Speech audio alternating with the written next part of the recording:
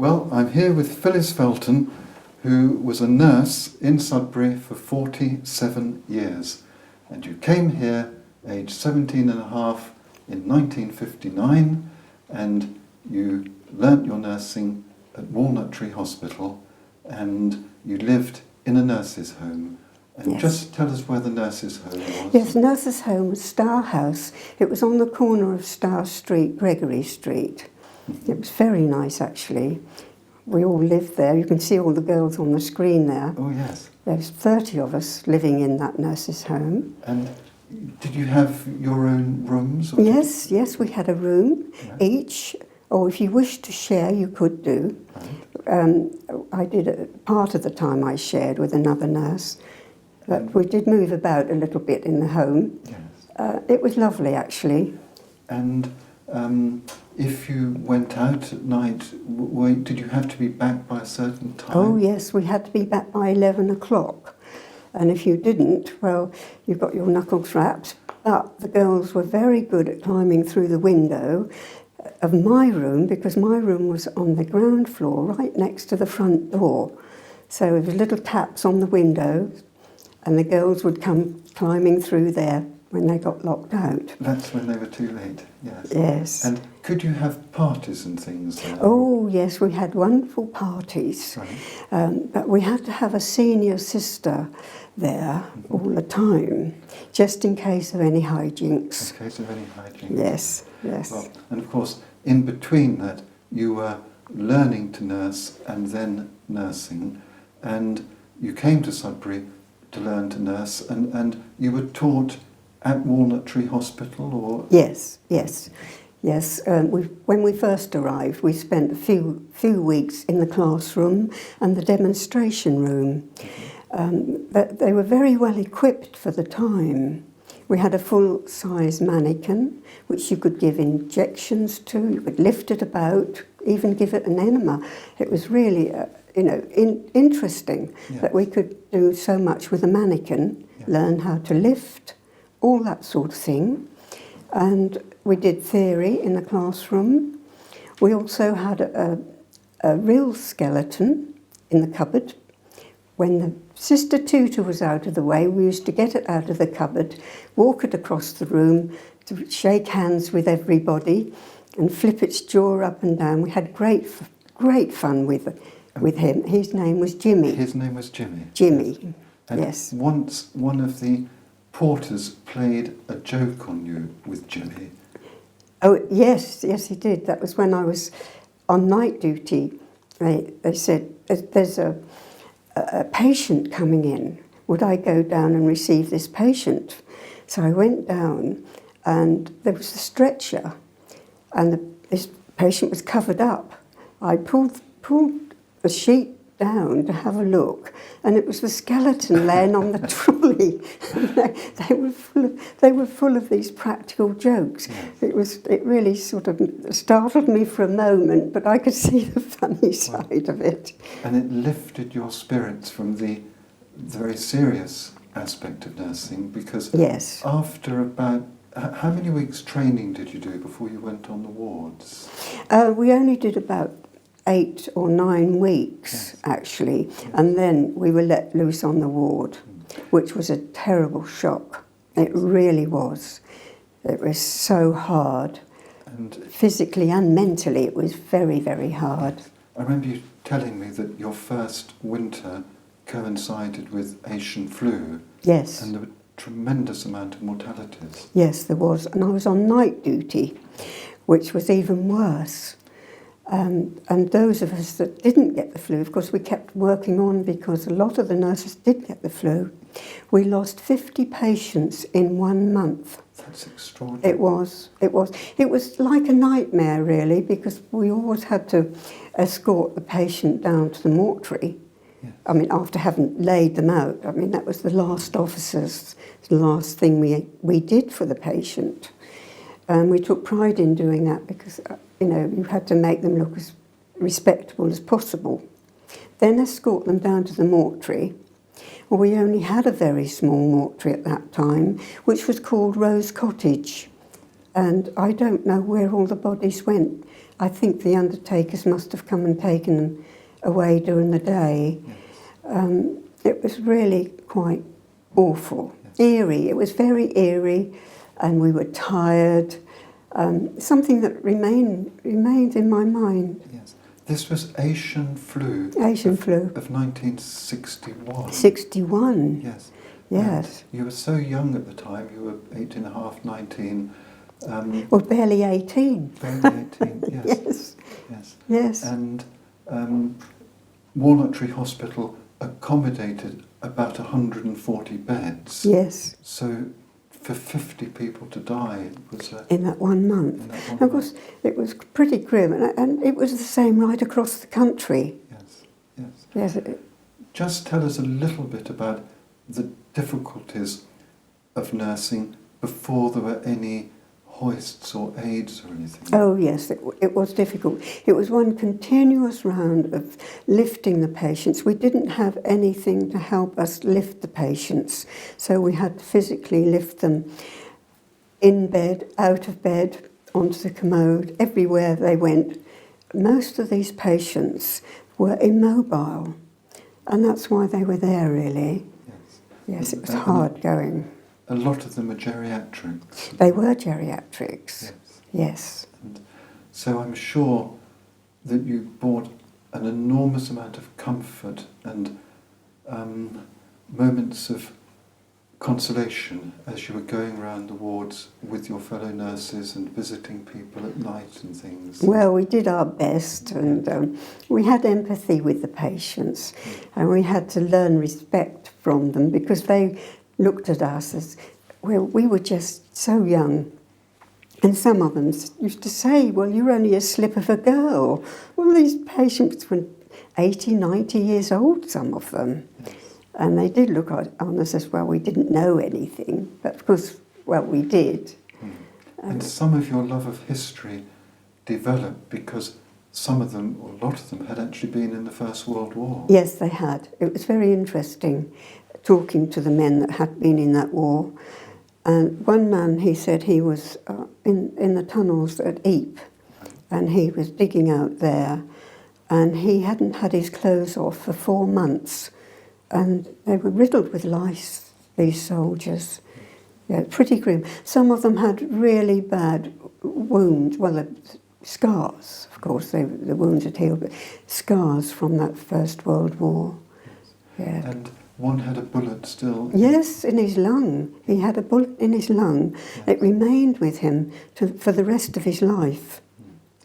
One of the interesting things, Phyllis, is the terrible pain that some people had, or the ill health they had.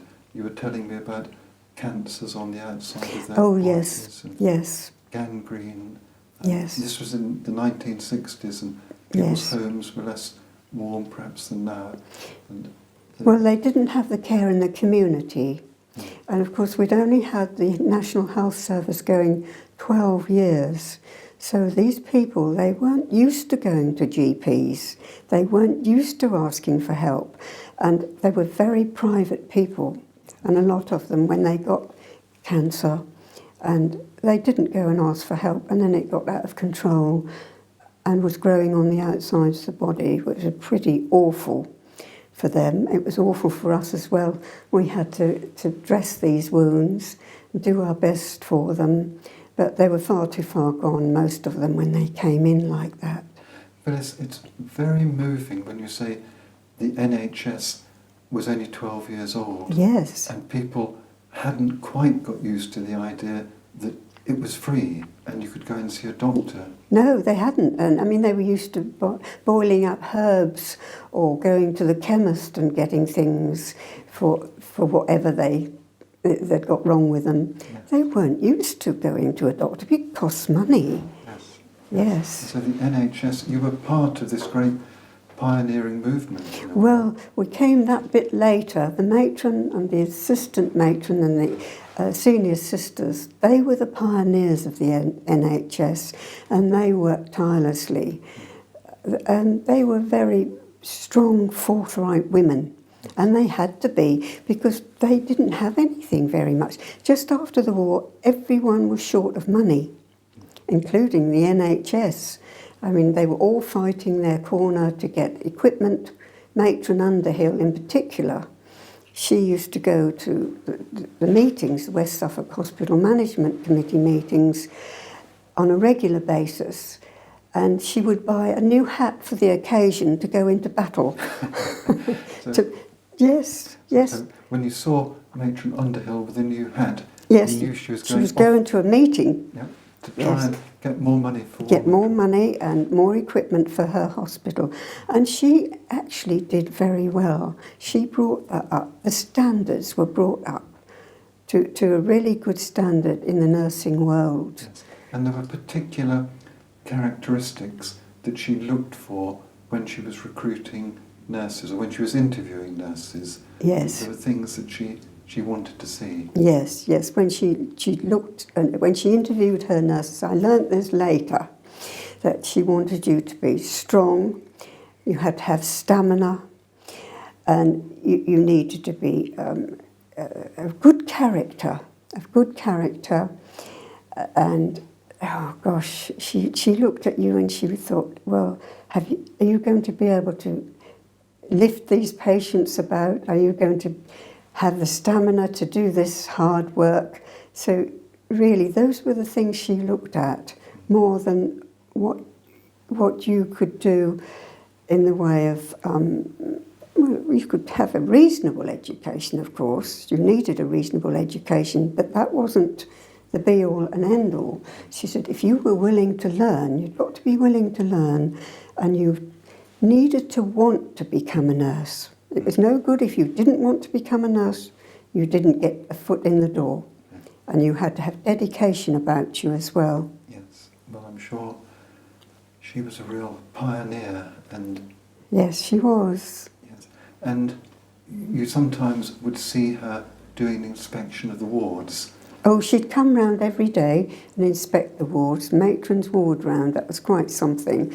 We used to call her the floating veil, because it was like a veil that she wore, her cap, and it would float as she came along at speed, and she would inspect everything. And it was very regimental, because all the beds had to be level, and she would look down them, all the envelope corners you could see.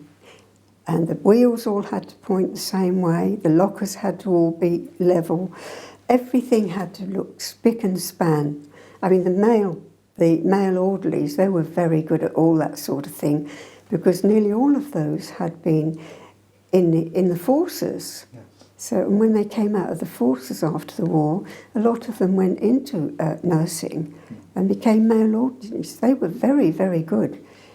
Yes, they made wonderful, well, they weren't actually nurses, but they were as good as. Yes, they were wonderful. And in addition to the patients, amongst the 140 beds that were at Walnut Tree, some were still being occupied by people who had been there in its days as a workhouse. Or Yes.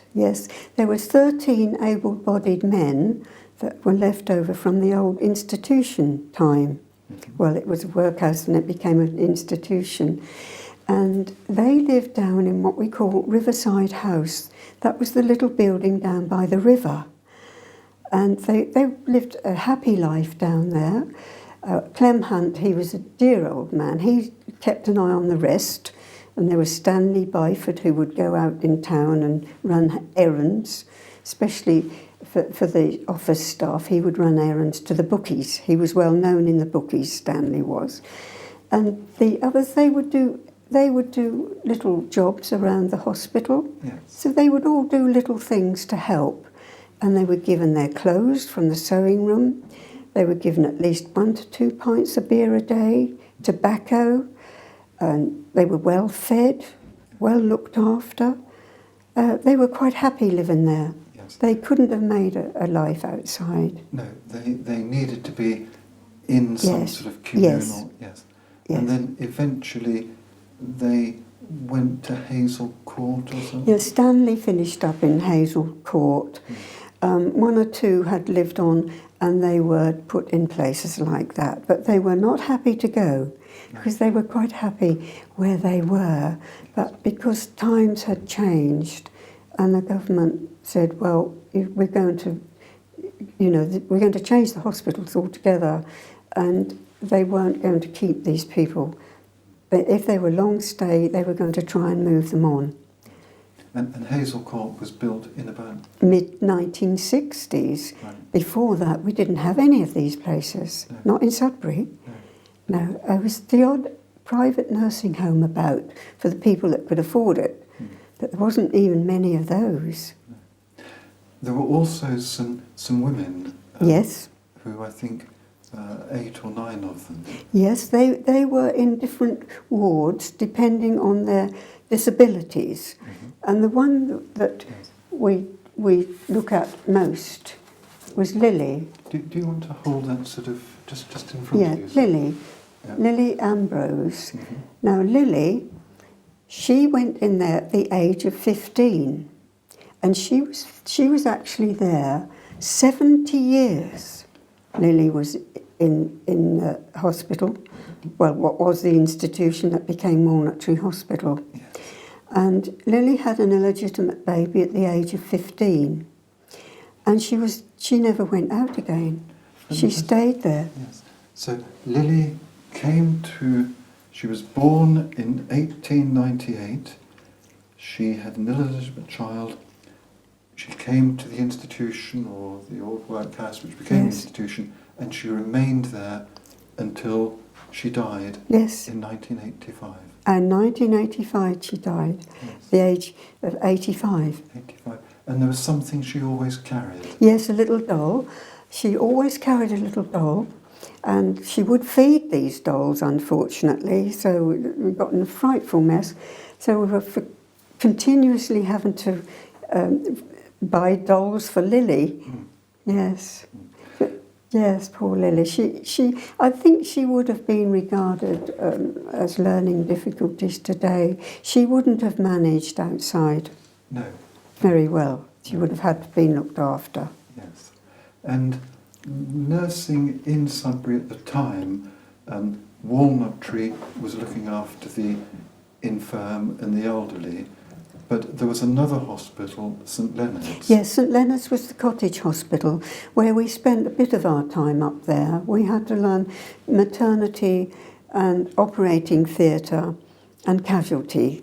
That's what we did while we were up at St Leonard's. And we lived in the nurses' home, which is opposite, which is Hill Lodge now. It's a guest house. Oh, so you lived there as well? We lived there while we worked in St Leonard's. Yes. Yes. And so going back to the 1960s or 70s, you could have a baby in Sudbury and St Leonard's. Yes. You could have your tonsils taken out there. Yes, I did that. And if you had a minor accident, you could be Yes. operated on. Yes. Yes. And then eventually St Leonard's closed as well. It did. It closed before Walnut Tree. The last 7 patients came to Walnut Tree. I think it's about 2001, I think it was. Right. Because Walnut Tree finished 2010 with the beds. So Walnut Tree finally closed in 2010 For the beds, and then 2016 for office and the outpatients clinics. Yes. And the hospital has been dear to your heart, the building has been dear to your heart. Yes. And you've written a book about it, and let's just hold that up nicely. Beyond the Bricks of Walnut Tree Hospital. Yes. And you first got interested in this when you were doing the rounds at night. Yes. As a nurse. Yes, I was fascinated by the old building, and I would explore it every opportunity that I could. I mean, we weren't allowed to actually go places only where we were working. We weren't supposed to go anywhere else. But I used to nick off after Sister had done her rounds. I would go sliding off and trying to have a look at places that I would never have been able to have a look at. I mean, later on, I was able to explore the whole building later years, but when I was young, I couldn't. But I was absolutely fascinated by it. It started me off with the love of Walnut Tree and the history, and my love for history from then on, really. Yes. And I think you told me that the first workhouse was there in 1702. Yes. And yes. so it had been occupied, or buildings on the site. And yes. Sometimes at night, some of your fellow nurses felt they saw or heard. Oh gosh, yes, a lot of them were psychic. And they made it more eerie for us as well when they thought they saw something or heard something.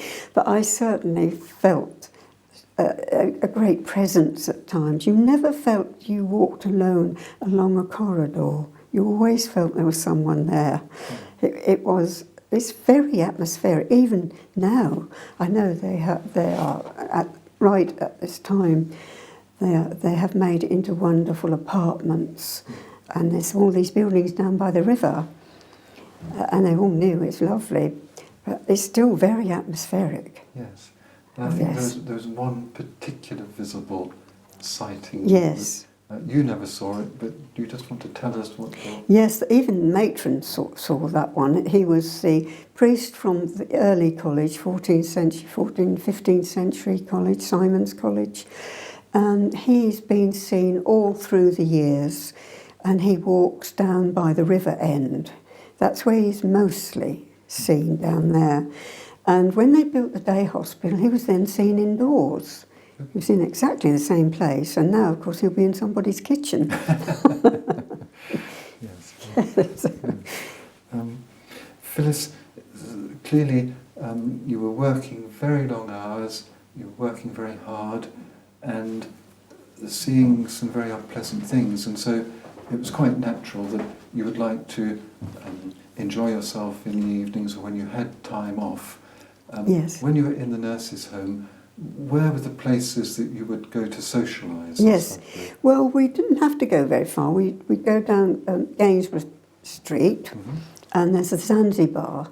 That was like a coffee bar. Right. And they had a jazz club in the cellar, which was very nice. I liked that. That was really nice.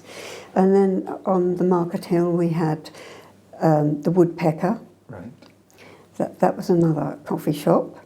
There was one in Station Road called the Bongo. We weren't allowed to go in there. Matron said that's out of bounds. Why was that out of bounds? Well, they used to have fights in there. They used to have fights. But there was the Bambi and the Cream Jug in North Street. We used to go there. And two cinemas. We had the two cinemas, Gainsborough and the County Cinema. The County Cinema was very nice. That was where Winch and Blatch is now. Right. That was a very nice building. And you say it was very nice. What was so special? Well, they also had like tea rooms there as well. It seemed to have a very nice atmosphere in that one. Yes. Yes, and of course we had the police station down at the bottom of King's Hill. Yes. That was an interesting building. Yes. Lovely building. A lovely red brick building. Yes, Wasn't it? yes. Yeah. And Yes. did the nurses hold a dance or anything, or there were dances? We did have later on. We didn't when I was actually in training, but later on we used to run dances at the Masonic Hall. Right. Yes. Yes. In fact, I used to do them. Yes. Used to run the dances. No. And this was for the nurses would hold a dance in aid of a charity. Yes, it was in aid of multiple sclerosis. Right. Yes. Yes. And I mean, you've been a nurse for 47 years. You can hardly go anywhere in Sudbury without somebody spotting you and saying, "Oh, I remember you and such and such." That's right. Yes. You must be hugely well known. Yes, because I did district nursing from when I was 46. I decided to change and do district nursing, which was on the late service, 6 till 10 at night. It was 7 miles radius of Sudbury. It was a big area, and of course I got to know an awful lot of people in the community as well. Yes. but I did enjoy that. I mean, it was a part-time job. I couldn't have done all my other activities had I have done full-time because the work was quite exhausting, really. And some of the men would see you come, and what did they say? Oh yes, because we got a lot of problems at night with changing catheters, and they would say, "Oh, here comes the plumber." So comes the plumber. Yes. We've referred, Phyllis, to your great love of history, and you have been a member of the Sudbury Museum support group and trustees for almost ever, going right back to the 1960s or 70s. That's 1974. 72. When the first museum started in Sudbury at the railway station. Right. Yes, that's when we first started. So would you like just to tell us that story about how the museum began? Yes, it was reorganisation of local government, and it was when, Sudbury lost its borough status and Baber took over, and they took over Bellevue House. Well, Bellevue had a museum there until 1966, Okay. and everything went into storage. So Sudbury did have a museum at Bellevue House. Until 1966. Then it went into storage. Right. And then, of course, they wanted to clear it. And Michael Hills, the archivist, he sent all the important stuff, the documents to the... This was Michael Hills, who had the jeweller's shop. Yes. In Fry Street. Very nice, well-known person. Yes, yes. He sent all the important documents off to the records office. But what to do with the rest? Well, as luck would have it, us, who were the historical research group, had leased the station master's house. So, we went along with tractor and trailer and rescued practically everything we could lay our hands on. Yes, including the showcases. So we took everything that we thought was at risk of being thrown away. And we've still got a lot of the stuff today. And you took that down from Bellevue to the station master's house in Sudbury. Yes. And then what happened? Yes. After about 2 years, we only had the station master's house, and then we set up a museum trust and took on the whole of the building. And we all worked hard and made it into a museum. And it really was quite popular, that museum there. It was a lovely, sort of homely little museum, and I think it had a display of a model railway, and if I remember correctly, and lots of tools and things that people could touch. Yes. And I remember visiting it, and I'm sure you contributed displays to it as well. Well, I used to do the displays. That was the thing I enjoyed doing. Yes. Looking after the artefacts. Yes. Yes, we had quite a wide variety of artefacts there. Yes, it was lovely. It was lovely, but we were short-lived in a way, because I think it was 1986 when we had an arson attack. A young man broke in and set fire to it. And, of course, that sealed our fate, really. I know British Rail didn't want us to renew the lease. Baber was already in negotiations. But that sealed our fate. We had to move out. And we went into storage back to Bellevue. So having got this lovely museum in the old railway station, there was an arson attack, there was problems with the plumbing. Everything had to be taken out again. Yes. And taken back, put in storage at Bellevue. And were there times when you thought Sudbury would never have a museum? Oh yes, it seemed endless, but we have come on quite well now, because we've got the Heritage Centre. So just give us the last bit of the story as to how the Heritage Centre started. Yes. Well, because we had to move out of Bellevue when all the staff had to move into the town hall, we went with them. That was, I think it was 1991. And then we filled the town hall cellar with all the artefacts. And 2004, 2003, 2004, they decided they would like to have a heritage centre, stroke museum, actually in the town hall. This is the town council, which was a wonderful idea. So we did a major reassessment of everything that we had a grand sort out, And we had an auction of a lot of stuff that we could never ever have put on display. And we have got this wonderful heritage centre today. And you've been involved with it for, I'm trying to quickly think, at least 40 years, I guess. Well, since 1974. Yes.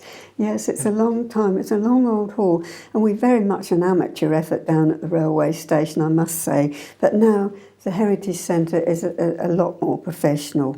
I mean, we have paid to have things done professionally.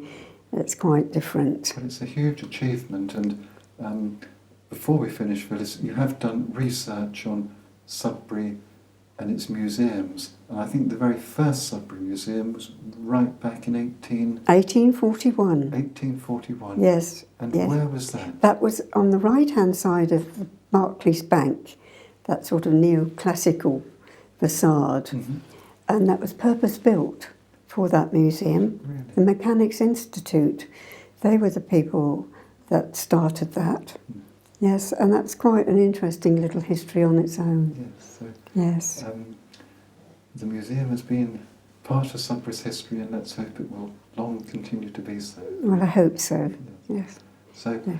well, Phyllis, nursing is such an important profession, and you have given so much of your life to it, and you're now giving your life to the museum and the Heritage Centre and the displays, and thank you for coming this morning and thank telling you, us Ashley. all about it. Yes, thank you. Okay, that was perfect. I want to keep rolling. Can we just do the outro one more time, please, Ashley? And at the end, don't look towards camera, just stay looking towards Phyllis. Is that okay? Yes. Yeah, is that okay? Brilliant. Okay, What did I we go say? ahead. 5 seconds off. Well, Phyllis, you're 3. 4, 2, 1. Phyllis, you've given 47 years of your life to nursing locally. You've been involved with the museum for over 40 years. You've contributed so much to local people and the town and preserving its heritage that it's lovely to talk to you. Thank you very much. Thank you, Ashley.